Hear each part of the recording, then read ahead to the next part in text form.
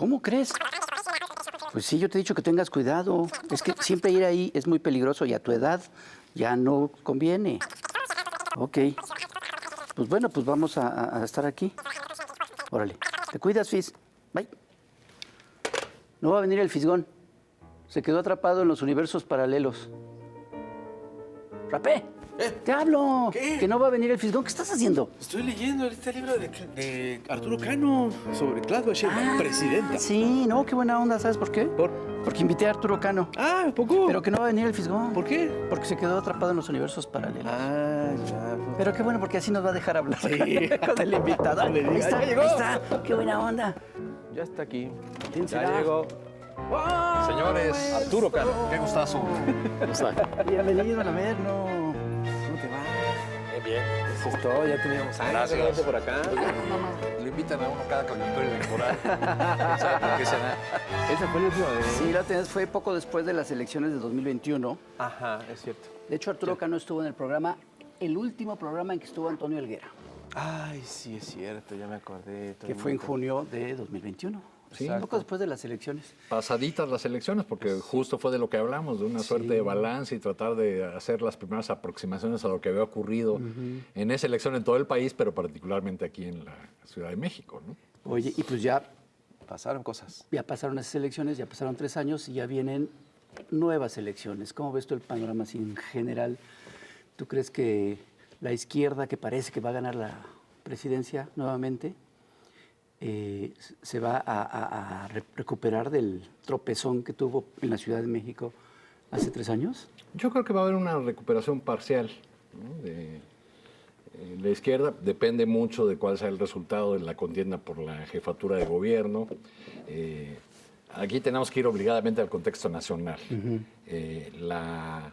La aspirante que fue presentada como un fenómeno resultó ser un fenómeno, pero en el sentido negativo, porque argumentaban cuando la lanzaron a Xóchitl Gálvez que lo que le faltaba en los puntos de las encuestas era porque la gente no la conocía, que en cambio Claudia Sheinbaum había estado en la exposición pública durante mucho tiempo, en fin.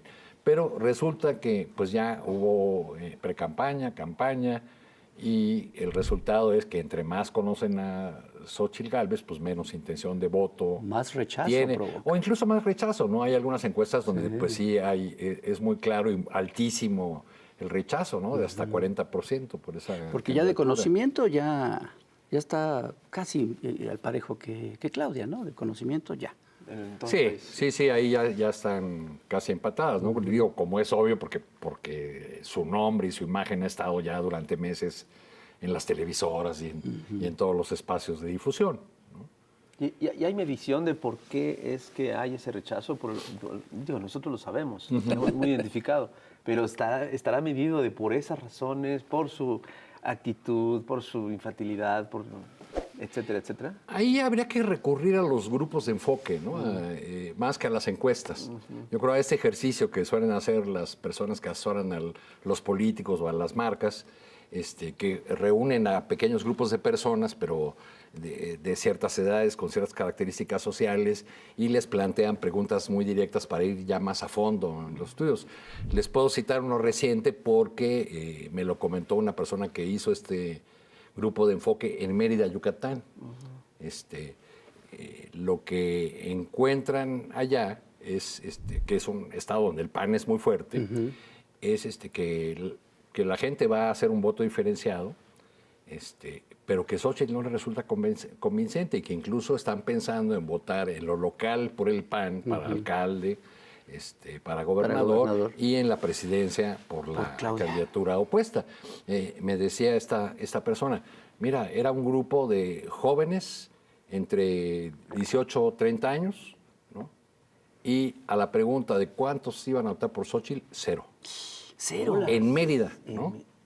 En Mérida, o sea, pues no le ven utilidad. Ahora, todo esto que estamos platicando, lo que puede generar en el flanco de la coalición, sigamos haciendo historia, pues es esta confianza que ya vimos en el 18 y también en el 21 con los resultados que esperamos. O sea, confianza de que Claudia es la locomotora que va a arrastrar todo lo demás, a todas las demás candidaturas, va a lograr que hagamos el plan C, va a lograr que hagamos que ganen los gobernadores. Y en muchos lugares pues está dando el fenómeno de que en lugar de que los candidatos locales, por su arraigo, por su conocimiento, porque están disputando las presidencias municipales, las alcaldías, empujen o ayuden o contribuyan a la candidatura presidencial, es al revés, ¿no? Que son los que necesitan ser arrastrados por la candidatura que se ve como ganadora, ¿no?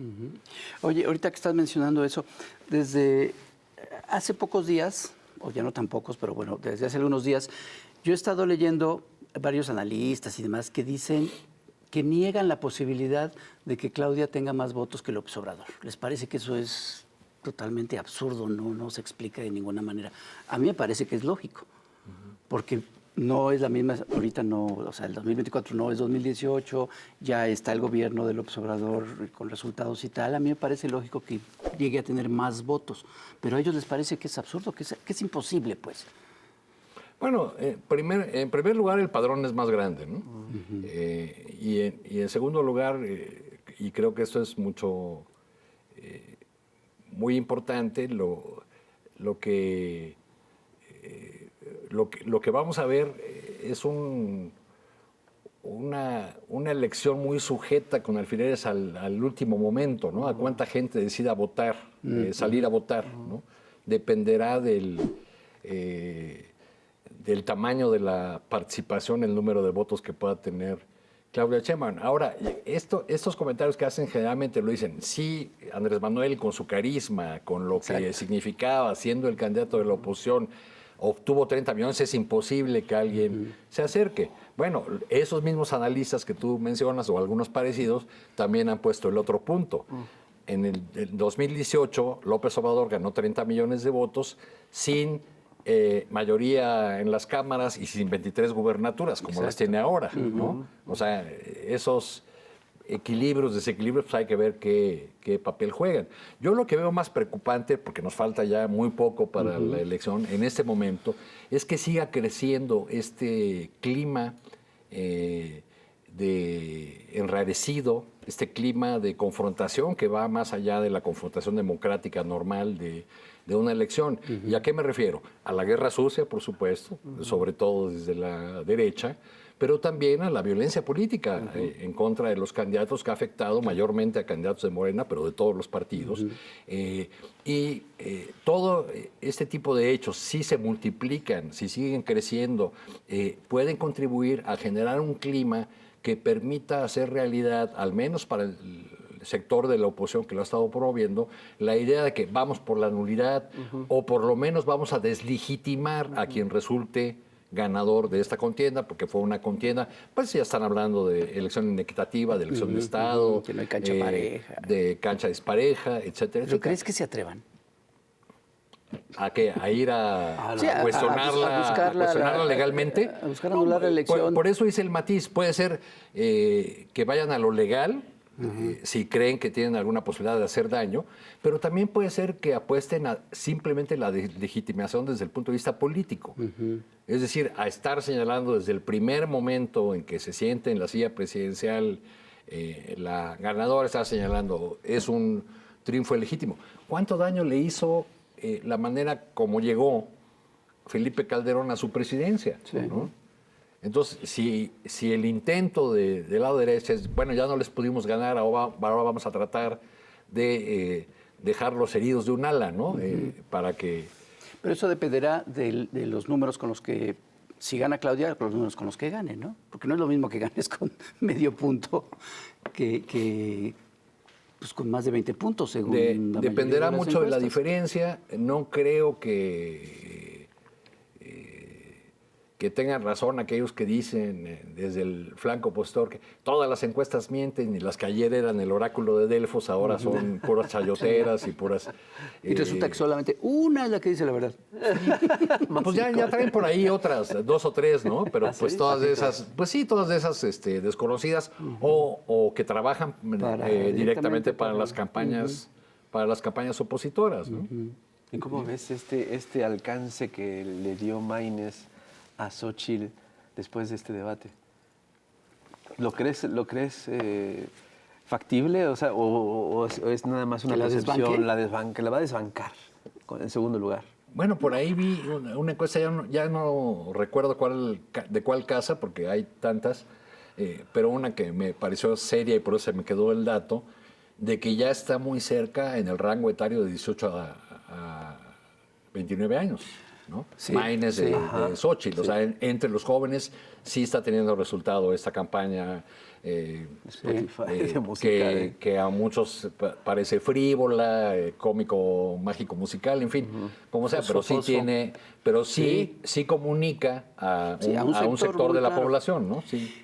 Lo que sí es cierto es que en la mayoría de las encuestas está más cerca Maines de Xóchitl que Xóchitl de Claudia. Sí, bueno, pues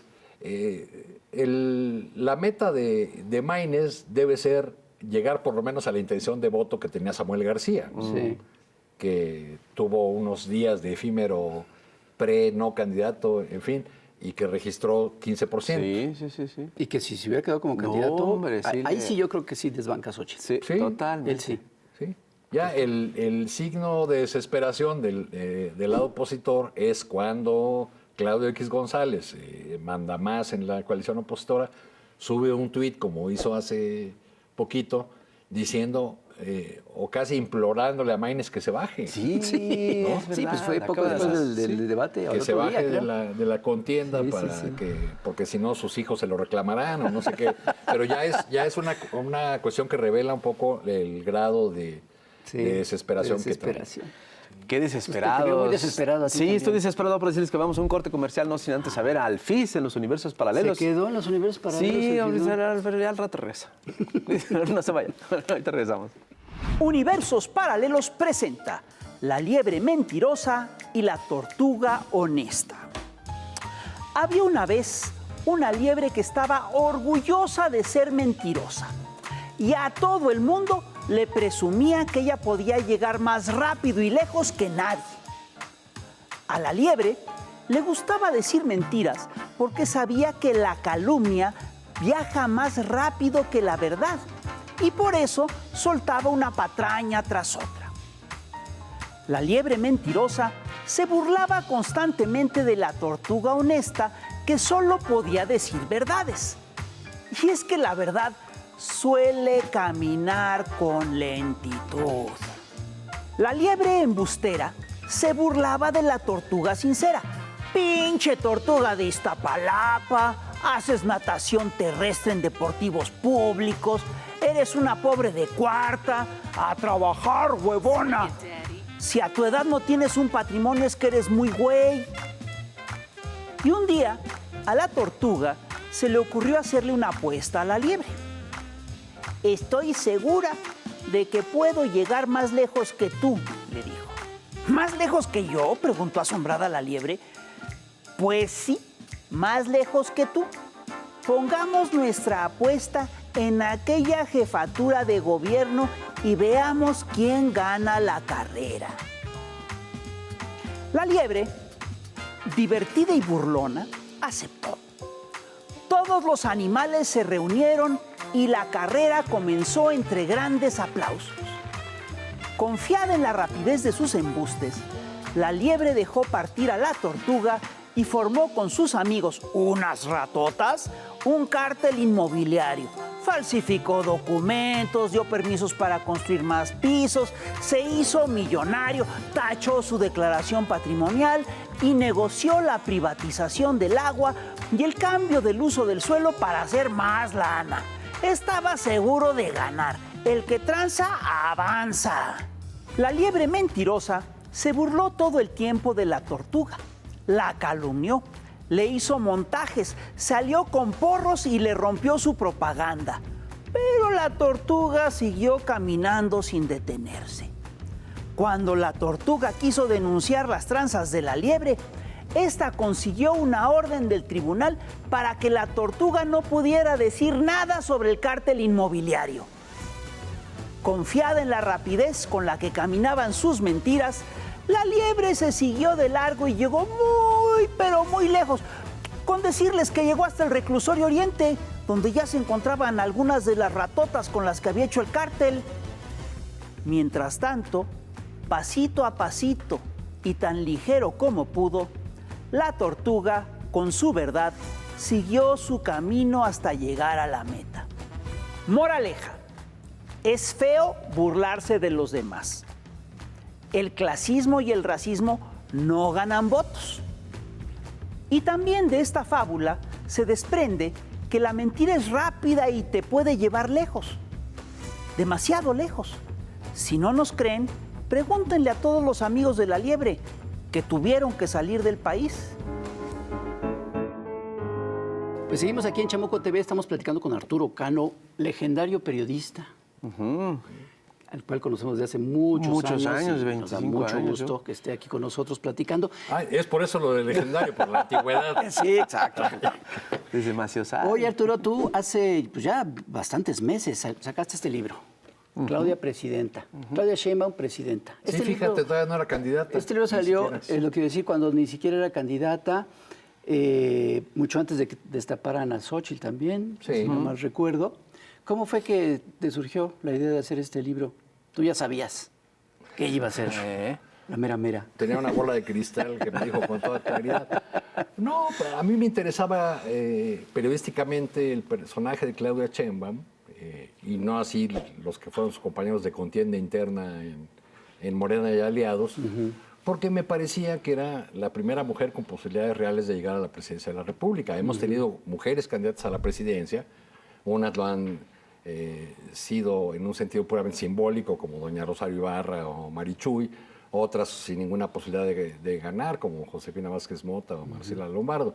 Josefina Vázquez Mota, a pesar de haber sido la candidata del partido que estaba en el poder en ese Sí, momento. pero pues con muchos meses antelación supimos que ella no iba Que más ya el presidente la abandonó, su ya partido la cepillado. abandonó. Sí.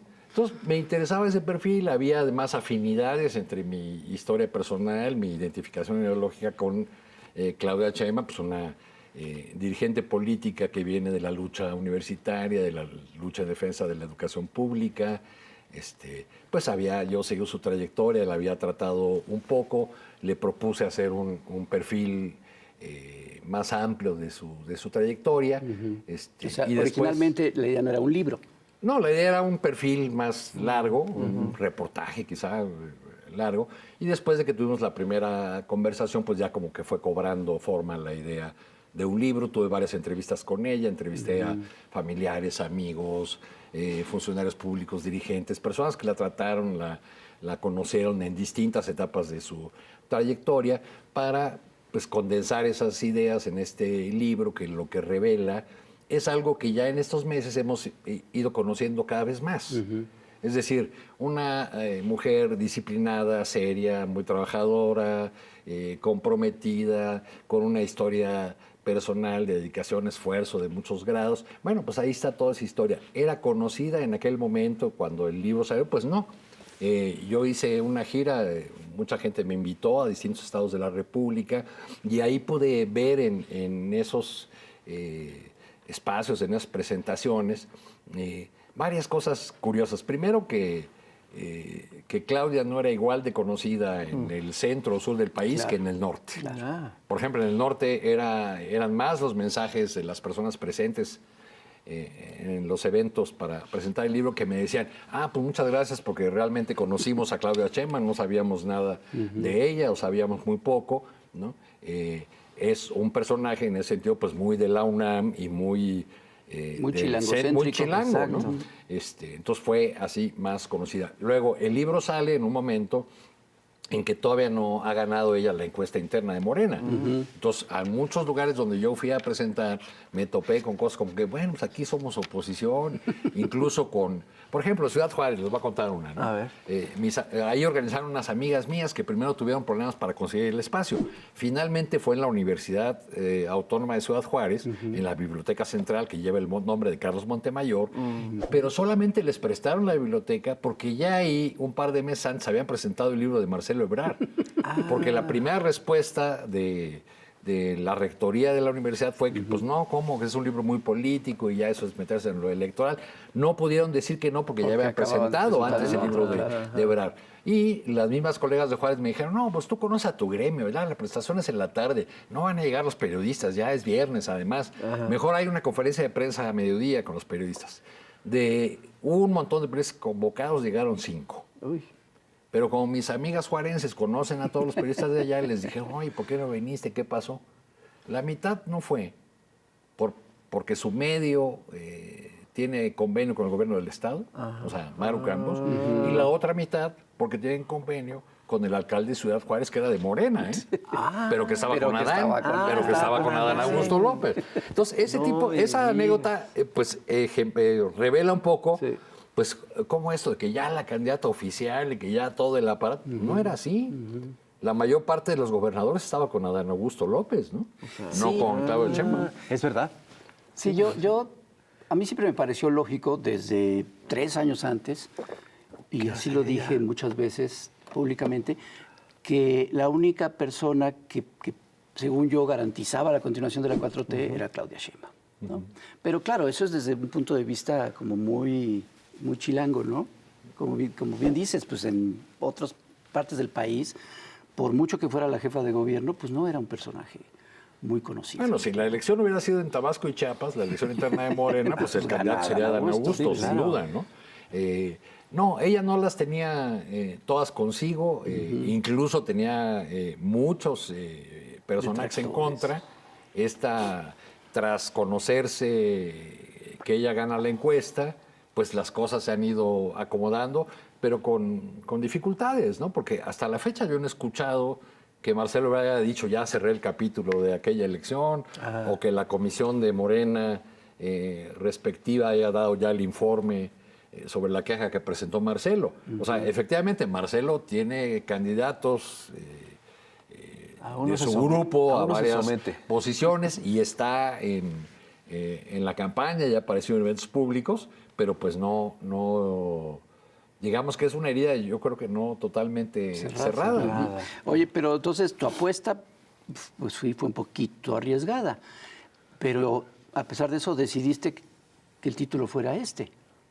Pues eso fue... O sea, ni siquiera entre signos de interrogación o algo así. Bueno, Ya, eso, la mera verdad, me convencieron los editores. Ah, ok. O sea, si ya te vas a aventar ese boleto, pues ya de una vez un título provocador, ¿no? ¿Tú Y ahí... tenías un título de trabajo? ¿O no? Sí, pero era demasiado largo, ¿no? Era La algo que historia aludía a sus orígenes de izquierda, a la congruencia, a esta trayectoria, a una idea que yo creo que está presente en el libro, que es valiosa de la personalidad política de Claudia Sheinbaum. Claudia Sheinbaum representa a una generación que siempre entendió la política como acción colectiva, que no la entiende de otra manera, ¿no? Exacto. Y esa es una gran diferencia, por ejemplo, con la otra pieza bibliográfica que salió en esos meses, la de Marcelo Ebrard, que el libro de Marcelo Ebrard, claro, lo escribió él además, ¿no? Es un relato de un funcionario público esforzado que por su talento y sus méritos va ascendiendo en una escala, ¿no? Es el mérito individual donde figuran los colaboradores como eso. ¿O acaso el maestro, Manuel Camacho, pues como eso, como el maestro? Pero es sobre todo una cuestión del talento. Y creo que en el caso de Claudia, pues siempre hay esta cosa de la historia colectiva, porque ella desde niña participa en actividades políticas, pero siempre en grupos, en organizaciones, en las cuales la deliberación es algo fundamental, es algo crucial. Algo que, por cierto, se ha perdido en la actual Morena y en sus aliados, ¿no? O sea, prácticamente no hay esa que siempre fue una característica y un orgullo de la izquierda, lo del debate, incluso el debate a veces encendido, duro. En fin, eso no se ha perdido. Ojalá sea recuperable, ¿no? Cuando nos vemos en el espejo de América Latina, yo he pensado varias veces, y respecto a nuestra propia situación y el futuro de México, ¿cuál es la diferencia en el destino de los gobiernos progresistas latinoamericanos y cómo se pueden recuperar cuando tienen caídas por golpes o por sus propios errores, ¿no? La diferencia la podemos ver, yo creo, muy clara entre Ecuador y Bolivia. En Ecuador el correísmo no ha podido recuperar el poder. ¿No? En Bolivia lo recuperaron en un año y con una votación superior a la de Evo Morales. Y con un golpe de Estado en medio. Con un golpe de Estado de por medio. ¿Cuál es la diferencia entre ambos países? La gente, ¿no? Que en Bolivia había partido. En Bolivia estaba el MAS. Sí. En Ecuador lo que existe es la figura de Correa. Sí. Esa es la diferencia. ¿no? Entonces creo que una gran preocupación hacia adelante de Que ese es un estas poquito fuerzas, ahorita el riesgo, pues, es ¿no? lo que se va a construir. Que Morena sobreviva a López Obrador en México. Pues yo diría que primero que Morena se haga partido, porque no lo ha sido propiamente, ¿no? O sea, ¿qué entendemos como partido político? Una organización que tiene una vida en la que de manera regular sus miembros se reúnen a escala muy local, regional, nacional, deliberan sobre los temas que les son comunes, deciden la plataforma del partido. Eso no ha existido, no se ha construido. Está en el camino la historia de cómo terminó el PRD y eso ha sido Y esa es una amenaza. Es una sombra ahí. Sí, ha sido la sombra permanente y quizá también el pretexto para decir, no, ¿para qué queremos que se nos hagan otra vez corrientes? Aunque no lo admiten las corrientes o los agrupamientos, ahí están en Morena. Aunque no las admiten, aunque no están legalmente establecidas, pues ahí están, ¿no? Veo un escenario preocupante, como les decía, en un sentido por la violencia que puede venir o hechos desestabilizadores en este mes que queda, en esos días que quedan ya a la elección. Esperemos que eso no ocurra, ¿no? No se ponga más difícil la situación. Si no pasa nada de eso, yo creo que va a ser una elección, pues sí, con sus incidentes en varias partes del país, pero que puede ganar una candidata de manera muy holgada, según indican todas las encuestas. Vamos a ver si todas las encuestas se equivocan y la única buena es más el Kohler. Arturo, estábamos platicando, hace rato estabas mencionando las características de Claudia Sheinbaum que la hacen una mujer presidenciable, que la hacen una candidata presidenciable. A diferencia de una candidata como Xóchitl Gálvez, que la hemos visto en los debates, en su cotidianidad, con cero características para ser presidenciable siquiera. ¿Qué características tú encuentras en Claudia Sheinbaum que no son criticables? Fíjate, cuando presenté este libro en el estado de Puebla, los prestadores fueron 3 jóvenes científicos muy claudistas, que se ofendieron cuando una mujer mayor del público, de izquierda evidentemente, les dijo, pues yo no sé por qué ustedes quieren encontrarle a Claudia Sheinbaum un carisma que no tiene. Por supuesto que ella, la militante vieja de izquierda, le daba un sentido, digamos, filosófico a su expresión. O sea, no es carismática desde el punto de vista de la ciencia política. En fin, a eso se estaba refiriendo. Pero estos jóvenes se lo tomaron como si los estuviera ofendiendo, como si les dijera que su candidata no era simpática, ¿no? Y yo ahí cuando intervine, porque las cosas se pusieron ahí medio complicadas entre esos jóvenes y la señora, les dije, bueno, a ver, entendámonos. Primero, Claudia no está en un concurso para mi simpatía. Exacto. No tiene que ganar eso. Segunda, ¿no tiene el carisma de López Obrador? Claro que no. Ningún político lo tiene, ni de la coalición de López Obrador, ni de la oposición. Digo, pues si lo tuvieran, ya lo hubieran lanzado de candidato a la presidencia desde el flanco opositor. Pero lo que Morena y el obradorismo, más bien, para ir más allá, está viviendo en estos tiempos es una suerte, digo yo, de orfandad anticipada, ¿no? Como se va quien ha sido el dirigente indiscutible durante tantos años, hay como que no se hallan, ¿no? O sea, ¿qué vamos a hacer solitos? ¿Por qué nos vas a abandonar? Y entonces una reacción política quizá natural puede ser esa de empezar a vertir virtudes del dirigente en quien va a ser su reemplazo. Y yo creo que ese es un error, porque Claudia tiene sus propias características, su propia historia. Exacto. Lo que decía hace rato de alguien que entiende la política como acción colectiva, y claro, ahora no está haciendo la lucha del CEU, está por la presidencia de la República, y eso de acción colectiva, ¿en qué se traduce? Pues como ha estado haciendo, involucrando a todos los sectores sociales, económicos, políticos, no solo a mesas donde les escucha, sino a sus propios equipos de campaña, ¿no? Porque trae desde un rector de la universidad hasta una empresaria de las más fuertes del país, hasta académicos de los más reconocidos. O sea, está configurando ya un modelo de gobierno. Esa es una característica de ella que a veces, que quizá en algún momento pueda ser un defecto. Uno puede pensar, por ejemplo, durante la pandemia, Claudia, eso me lo dice en el libro, está publicado, dice, yo diseñé el programa de vacunación en mi propia computadora. Uno podría decir, cierto. esa obsesión por los detalles y por estar al tanto de todo, ¿es virtud o es defecto? Eso podríamos preguntarnos. ¿Eso le tocaba a colaboradores o ella lo tenía que hacer? Bueno, esa es la manera como ella siente el peso de la responsabilidad. La última vez que la entrevisté, que fue hace poco tiempo, me dijo al salir de una conferencia de prensa, porque yo le había solicitado una entrevista, me dijo, ¿por qué no me acompañas a Tula? Y entonces me fui con ella y en ese trayecto la entrevisté. Cuando íbamos saliendo de la ciudad, se vio una humadera. Bueno, no estuvo tranquila, suspendió la entrevista hasta que supo que el incendio era del lado de Tlalnepantla.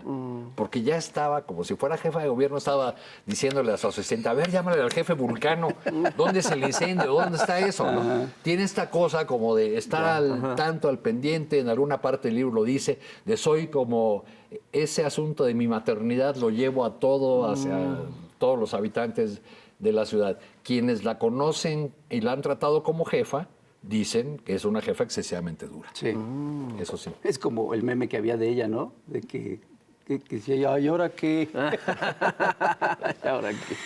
Oye, Arturo, un capítulo de tu libro empieza con el Chamuco, con Chamuco TV. Sí. De aquella vez que nos acompañaste, que nos preguntaste a los conductores, aquí está, bueno, no empieza el capítulo con eso, pero sí una parte dice, dígame el nombre del presidente Morena en la Ciudad de México. 3 periodistas informados, los caricaturistas Helguera, Hernández y Rapé, respondieron primero con risas. Pasados unos segundos, Hernández admitió, no sabemos. No sabíamos quién era el presidente de Morena en la Ciudad de México. Ahora ya sabemos. Sí.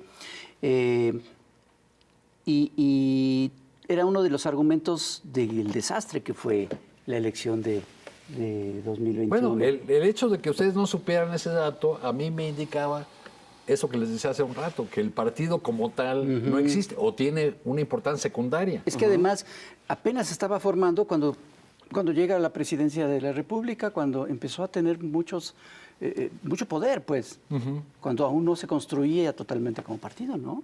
Yo creo que es el paso más exitoso de un partido nuevo. Y yo creo que hubo una decisión política de no hacerlo como un partido tradicional, sino más bien claro, conservar una suerte de estructura que se activa en tiempos electorales, ¿no? Lo que está bien para ganar elecciones, pero para todo lo demás, digo, porque como ya nos han enseñado cotidianamente los problemas del país en estos años, pues hay algunos que necesitan un debate permanente, algunas cosas que tenemos que estar discutiendo todos los días. Ahora, estas campañas han resultado, para mí al menos, anticlimáticas, porque en lugar de estar discutiendo los grandes del país, problemas del país, estamos discutiendo detalles de la vida personal de las candidatas, o si una pega un chicle, o si el otro se ríe de determinada manera. En fin. Siempre es un poco eso, ¿no? Bueno, Sí, pero igual, el morbo de la gente. pero con lo otro, o sea, pero los problemas no deberían estar también discutiéndose, Por supuesto. ¿no? Ese es Sí, totalmente claro, de acuerdo. digo, y además es a la derecha puede dejarlo todo en eslogan, ¿no? La izquierda tiene la obligación de ir a la profundidad de los asuntos y de si va a convencer a las personas va a ser a partir de un proyecto, de una idea, de las mejores propuestas y sobre todo de explicarle a la gente cómo un modelo frente a otro es mejor para las mayorías porque es el que realmente va a garantizar bienestar o que tengamos un camino hacia la igualdad, hacia la prosperidad compartida, como dice ahora la candidata de Sheinbaum, ¿no? Le pregunté eso porque es un término que le he oído yo mucho a los chinos, ¿no? Y que se lo había tomado los chinos. Me dijo, no, lo maneja también Naciones Unidas. Y en efecto, hasta el Banco Mundial ha manejado ese término. Pero finalmente ella lo empezó a usar más bien como un recurso retórico, porque dice que en las reuniones con empresarios, cuando les decía por el bien de todos, primero los pobres, torcían la boca, ¿no? Y entonces nada más les cambió a prosperidad compartida, que es lo mismo, y entonces, ya le suena diferente, ya no le suena a López Obrador, ¿no? Exactamente. Aunque sea básicamente la misma idea. Oye, ahorita que decías esto del que la derecha se maneja con puros eslogans, recordé que hace unos días, poco después del debate de hace 8 días, Jorge Castañeda estaba muy contento porque Xóchitl Gálvez le hizo caso y dijo algo así como, en los debates a lo que va, no vas a proponer proyectos de país, pero no, a los debates vas a matar. A destruir. A mí me parece que esos consejos, o sea, yo creo que Castañeda es el peor enemigo de Xóchitl Gálvez, porque esos consejos a estas alturas, en un México que ya es totalmente distinto al México del 2000 o del 2006, es ya un absurdo, ¿no? Estos personajes no están entendiendo lo que está pasando y esa es una de las explicaciones por las que no han dado una y la campaña de Xóchitl no ha Algo que funcionado, vendían ¿no? como uno de los mayores atributos de Xóchitl era su frescura, su naturalidad. Bueno, pero se la quitaron. Con los meses de campaña, pues eso se va desgastando, eso ya no existe. Pero además pareciera que hasta por orden de sus consejeros, lo que sea, le quitaron eso, ¿no? Les hizo caso y la convirtieron nuevamente en el punto de partida, es decir, la botarga estridente que se ganó la candidatura presidencial de esa manera. Pero después de pasar por varios tumbos que no iban a ningún lado. Volteretas. Bueno, pues porque hay un mal de origen, ¿no? Exacto. O sea, la idea... Falla de origen.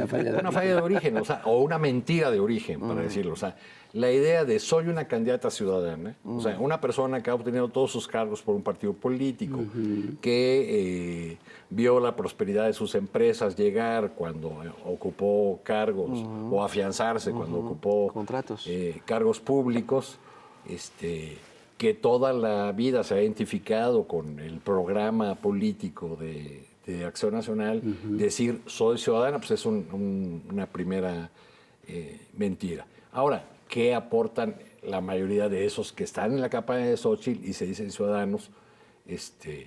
¿Son realmente representantes de la sociedad civil en general o son desdoblamientos de los partidos políticos, especialmente del PAN, que están presentes en distintas áreas de la vida? Por ejemplo, en el reciente debate, Xóchitl se hizo acompañar de un campesino, me parece, no me acuerdo qué otra persona, y de una integrante de este colectivo de Selva Meltren, que se ha opuesto a la obra del Tren Maya, pero eligió justo a una persona que es conocida por ser la ambientalista de cabecera de Alfonso Romo.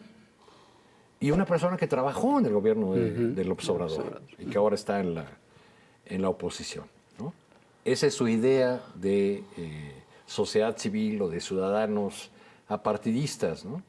Bueno, ya ustedes ya tienen muy instalado todo eso, de que cuando alguien te dice soy apartidista y no soy de izquierda ni de derecha, pues es del PAN.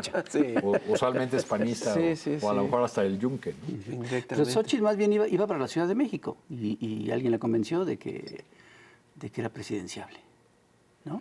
Pues a lo mejor fue Castañeda, porque yo la Bueno, primera dice vez que fue que López leí, Obrador. yo la primera vez que leí ese cuento de que se le puede ganar a López Obrador si le quitas de la boca el discurso de que su oposición es fifí, de blancos privilegiados, Fue ya Castañeda. tienes una parte ganada. No, fue Andrés Oppenheimer en el Miami Herald, hace muchos meses. Fue la primera vez que leí ese concepto. ¿Y no hablaba de Xóchitl, o sí? Sí, claro, hablaba de Xóchitl directamente. Andrés Oppenheimer es un hombre que no tiene una lectura fina de lo que ocurre en México. Eso seguramente se lo contó a alguna de sus gargantas profundas aquí en México. Y pues el güero Castañeda es ideal. Porque esa es la primera vez que está ese relato de es una niña que viene... es más, hasta le echaban de su cosecha, ¿no? Para hacer el asunto todavía más trágico. Que creció en la pobreza más absoluta, decía el artículo de Oppenheimer. No, digo, sí creció Xóchitl Gálvez en una comunidad pobre de una de las regiones más pobres del país, el Valle del Mezquital. Pero ella no era de las familias más pobres de ese lugar. Su padre era maestro, para empezar. Entonces, no hay, digamos, no sostiene esa idea de la pobreza más absoluta. Pero esa fue la idea que vendieron al círculo de los que toman decisiones. Así le podemos quitar de la boca a Andrés Manuel el argumento de que su oposición es de fifís, hombres blancos y privilegiados que quieren conservar o retornar a sus privilegios y por eso están en contra de eso. Creo que por eso la definieron. Y bueno, la falta de solidez de los partidos y el hecho grotesco, burdo, grosero de que los dirigentes actuales de los partidos políticos lo único que querían era sus candidaturas plurinominales, ¿no? Pero fíjate qué argumento tan endeble y tan débil para decidir una candidatura. Sí. Eso fue creciendo mucho de todo, porque además se terminaron convenciendo de una cosa, yo creo, un sector de la intelectualidad de la oposición. Se terminaron convenciendo de que si querían ganarle a López Obrador tenía que aprender a usar los mismos términos y a conectar de la misma manera con el pueblo. Comenzaron el sexenio rechazando las mañaneras y diciendo, ya ni las veamos, las mañaneras no importan, vámonos a los hechos. Porque nunca entendieron, o al principio al menos no entendieron, que López Obrador no les hablaba a ellos en esas mañaneras. Claro. No se estaba dirigiendo a las élites, no se estaba dirigiendo, como hacían otros presidentes, a cierto sector empresarial o a cierto sector que toma decisiones. Estaba hablando a la gente. Entonces, creo que pensaron que solamente con una candidata de esas características podían ser competitivos. Uh-huh. Oye, Arturo, dicen por ahí que hasta los mentirosos tienen límites. Y últimamente... hasta los mentirosos tienen la razón. Y bueno, en la política, pues la mentira se convierte en una herramienta de trabajo. Y últimamente he escuchado mucho la sentencia o el descubrimiento o la descripción de que de plano Xóchitl Gálvez es una mitómana, y hasta para propios, no solo para extraños. ¿Tú estás de acuerdo con esto? O sea, ¿es posible que una persona que pretenda ser presidenta de este país se pueda arriesgar a disparar con tanto cinismo esta cantidad de mentiras que se han ido desmintiendo a lo largo de todo este proceso? Bueno, la han convencido de que eso es lo que importa de los debates, ¿no? Que importa la frase de efecto, no la verdad, no tener la razón, ¿no? A la Rocky style, como lo que no importa, mientras más mentiras digas, más destruyes a Morena. Pero aquí, o sea, no les cayó por la cabeza, sí. No les pasó por la cabeza. Lo dices como si los expresidentes no hubieran sido también una bola de mentirosos. Sí, no, por supuesto, pero a eso me refiero, que hasta para a los más cínicos hay límites. Si lo dices solamente por el debate, yo creo que el debate mueve poco el escenario electoral, sí, ¿no? O sea, si uno lee las consecuencias o los análisis que se hacen sobre el debate, pues en esencia los dos polos se amachan, se afianzan en su idea, ¿no? De que yo tengo la mejor candidata y la mía ganó, en fin, ¿no? Yo creo que Xóchitl sí fue en el segundo a una estrategia de mayor ataque que no le resulta del todo adecuada, pero que sí satisface mucho a su público, ¿no? Pero ese público ya lo tiene ganado. O sea, es el 30% que puede tener o quizá algo más de los electores que además ya no iban a modificar su intención de voto por un debate, ¿no? Porque ya determinaron que la candidata Sheinbaum es un títere, es una calca, es lo que quieran de Andrés Manuel, y que ellos van por Xóchitl, o peor todavía, ese pequeño sector que todavía cree en esa historia de que nos van a llevar al comunismo, ¿no? Y ahí está el arzobispo de Guadalajara, Sandoval Íñiguez, para recordarnos, por si se nos había olvidado, un señor, yo no sé si eso que dijo últimamente sobre la que nos lleva al comunismo, se lo habrá dicho su perico o no, porque era un señor que después de que tuvo un accidente, que se cayó de cabeza en una alberca vacía, empezó a hablar de que hablaba con su perico y cosas por el estilo. Yo no sé si realmente... Se le fue la... Si sea cosa del perico o de él, o del arzobispo emérito. Oye, pero además yo vi una encuesta, creo que de Parametría, postdebate, que decía que más o menos el 15% sí cambiaron la decisión de su voto después del debate, pero la gran mayoría la habían cambiado a favor de Claudia Sheinbaum. Y en contra de Xóchitl fueron mucho más. O sea que vuelve a pasar esto. Hay un riesgo cuando usas esa estrategia del ataque. Exacto. Y de la grosería. que una parte del electorado diga, no, a mí ya me resulta muy perturbador esta persona que solamente está viendo lo malo y que no tiene ninguna idea para proponer, ¿no? Porque en la mayor parte de las líneas de ataque de Xóchitl, pues lo que vemos, o sea, en esas en las que insistió de que eres mentirosa, Claudia, y no sé qué, pues son las líneas argumentales de la oposición durante todo el sexenio. Sí. Son las que ha usado durante todo el sexenio. Que no han funcionado. No les han funcionado todo el sexenio, pero las usan en el debate. Uno no entiende, ¿no? ¿Por qué tienen que usar eso, ¿no? Como si las groserías y los ataques dieran votos. O sea, el bully. No, es que es eso, no han funcionado, todo eso no ha funcionado en 5 años. ¿Por qué lo siguen utilizando y creen que les va a funcionar en los últimos 2 meses? Falta un mes para la elección. Tú ya nos platicaste algunas de tus preocupaciones. Falta un debate, ya vimos que los debates no influyen gran cosa, pero ¿sí crees que haya algo ahí que pueda cambiar el sentido? En términos... ¿No? ¿Crees que tengan algo? Porque digo, ya... Bueno, llevan creo que semanas... no, llevan semanas con lo de narco. Esto es tema ya de rumores, ¿no? Que llevó ya un libro. En el mundo del periodismo, desde hace semanas están hablando de que la oposición trae una bomba atómica. Por ahí algún morenista le he leído incluso algún mensaje de advertencia, porque seguramente tiene... amigos en la oposición que dice, si tú que estás en la capa de Sheinbaum y sabes lo que van a hacer, ¿a poco vas a entrar hasta ese punto, no?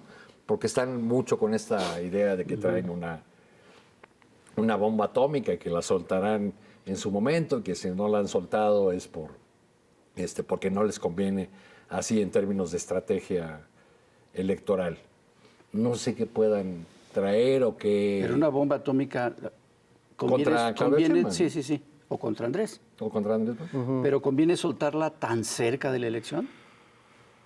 No pues convendría... Bueno, esto que les digo ya lleva semanas. Entonces, la bomba atómica parece que se les quedó por ahí atorada. Es muy difícil ver que se vaya ese cambio. Yo creo que el optimismo... Bueno, por otro lado, creo que el optimismo de Morena y sus aliados debe tener, a diferencia del 21, debe tener ciertos candaditos, porque hay lugares donde sí tienen focos rojos, ¿no? La Ciudad de México no es un paseo, no es un día de campo para Morena. Además, con el derrumbe, bueno, es un error decir el derrumbe, no se puede derrumbar lo que nunca subió, como en el caso de Xóchitl. Con la realidad electoral de Xóchitl Gálvez, algunos han apostado por la Ciudad de México y por el candidato, el señor...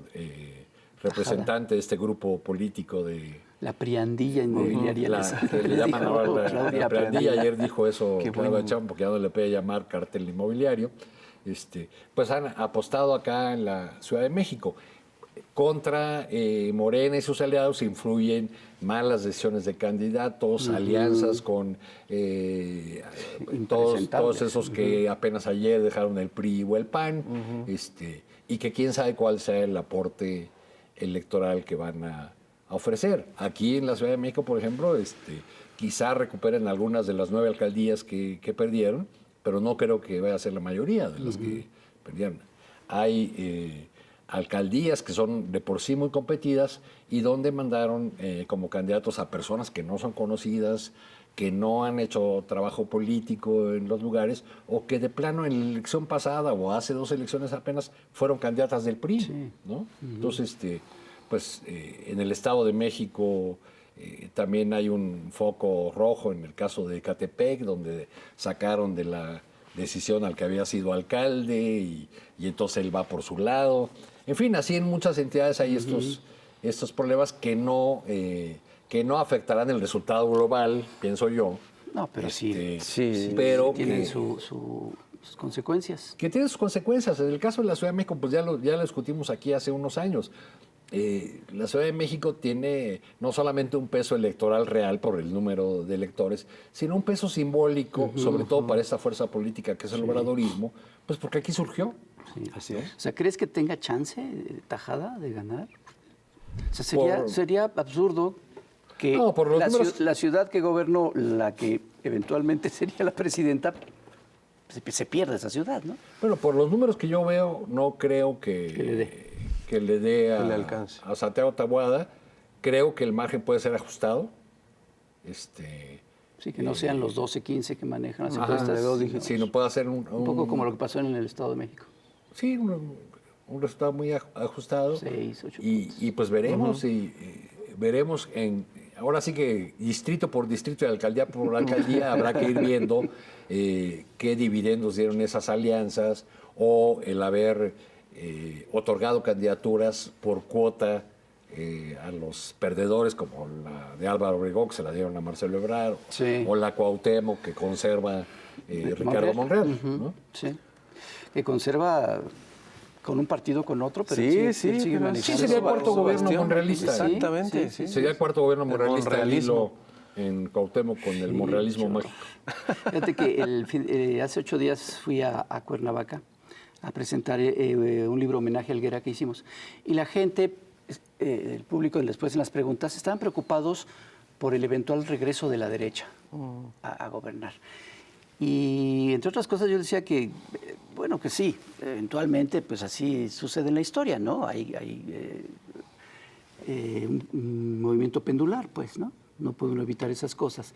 Pero lo riesgoso es que regresara a la derecha a través de Morena, ¿no? Que se fueran colando tantos personajes que pasara un poco lo que pasó en la Ciudad de México con Mancera, ¿no? Que regresara a la derecha, pero a través del partido que está gobernando, que supuestamente es de izquierda. Bueno, es que eso no es un riesgo, eso es una realidad ya en muchos Eso ya lugares está del pasando. país. Claro. Esos convertidos. O sea, Baja California, por Sí. poner un ejemplo. Con excepción del secretario de Gobierno, que es uno que proviene de las filas del PRT, del antiguo trotskismo baja californiano, todo el gabinete de la gobernadora es de panistas, de expanistas de apenas ayer. Y es lo que puede pasar en Jalisco, Sí. ¿no? O vean el Que a lo mejor gabinete sí de gana Morena, pero... Mara Lezama Exacto. en Quintana Roo. En fin, lo que ha ocurrido con esa sacudida del tablero que logró López Obrador en el 18 es que hay un reacomodo, pero en general de los mismos, ¿no? Y es que como le gusta decir al presidente que lo nuevo no acaba de nacer y lo viejo no acaba de morir, pues están tardando. Por ejemplo, para poner un ejemplo fuera de Morena, ¿no? La principal batalla de Maínez en sus declaraciones, en sus piezas, ha sido contra el PRI. Y particularmente contra Manlio Fabio Beltrones. ¿No? Cuando se echaron los tragos en el estadio, le mandaron hasta un mensaje así muy en tono de, ay papá, ya te vamos a jubilar y bla, bla. Bueno, el jefe dueño del partido Movimiento Ciudadano, Dante Delgado, y Manlio Fabio Beltrones, fueron ambos cachorros de Fernando Gutiérrez Barrios. Sí. ¿no? Sí. O sea, estamos viviendo la continuación de un pleito que viene desde el siglo pasado entre dos personajes de la política. O sea, ¿puede haber política más antigua en México que la que hizo Fernando Gutiérrez Barrios? Sí, Pues sí, no. sí. No, pues no. Entonces, eso que ejemplifico con el caso de MC y el PRI, pues en Morena ocurre, Sí. porque ha habido un traslado de los dirigentes, pues nada más vean los candidatos en Puebla o vean la situación en Chiapas, que es así, es muy preocupante porque las candidaturas, pues todas son las de los antiguos cacicazgos políticos, y uno puede decir, bueno, pues es que son los que tienen experiencia de gobierno, son los que tienen recursos, son los que saben ganar elecciones. Bueno, por lo menos deberíamos ver en el horizonte que hay cuadros nuevos que van emergiendo, que se están formando, Sí. que se están preparando, pero no se ve con claridad Lo que ideal eso... es que sí se diera un cambio generacional real y no solo un reacomodo de Exacto. estos dinosaurios, ¿no? Pues ya nos Otra estamos vez, yendo. sí, Nada más vámonos. quisiera preguntarte, ¿qué piensas de que vamos a tener una mujer presidenta? escribí un artículo para... Es el primer país de Norteamérica Sí. con una mujer presidenta. Escribí un artículo para una revista gringa que se llama The Nation. Me costó mucho trabajo porque es explicarles a los gringos quién es Claudia Sheinbaum. Y no puede dar uno por sentado cosas como para el lector mexicano, que ya sabe que es Morena, que sabe de dónde surgió, que sabe más o menos en términos generales cuál fue la historia de ese partido y lo que pasó en el 18. ¿No? Y en esa pieza que escribí para The Nation, que se está circulando en el número de este mes de abril, El mes o del pasado mes, en mayo. del pasado mes de abril, ya estamos en mayo, dejé que esa pregunta la respondiera una amiga, una funcionaria que fue funcionaria pública, ahora está en un organismo de estos civiles que se dedica a temas de medio ambiente, mi amiga Leti Gutiérrez, porque alguna vez había tenido una conversación con ella sobre ese tema y entonces le pedí que me dijera otra vez alguna frase que le motivara el hecho de saber que Claudia iba a ser la candidata. Y entonces me respondió, mira, más allá de las cualidades del personaje o de las diferencias que uno pueda tener con alguien como Claudia, me dijo, a mí cuando supe, mi globito morado se me fue hasta el cielo, porque yo crecí en un país donde nunca vi a una mujer en uno de esos cargos. Y mis hijas, que tienen 4 y 7 años, van a crecer en un país donde va a ser absolutamente natural que una mujer esté en la más alta posición del poder. Exacto. Y eso ya es un avance, eso ya es un Tremendo. Pues Arturo, muy bien. Pues muchas gracias, muchísimas Arturo. Muchísimas gracias a ustedes. Estuvo muy buena la plática. Sí, Muy estuvo buena. bueno, se puso peleaguda. Señoras y señores, muchas gracias por compartirnos, comentarnos, coleccionarnos y por evitar la última C, que es censurarnos. Vámonos, cuídense mucho, nos vemos a la próxima. Nos vemos. Ya lo bye, sabes. Gracias.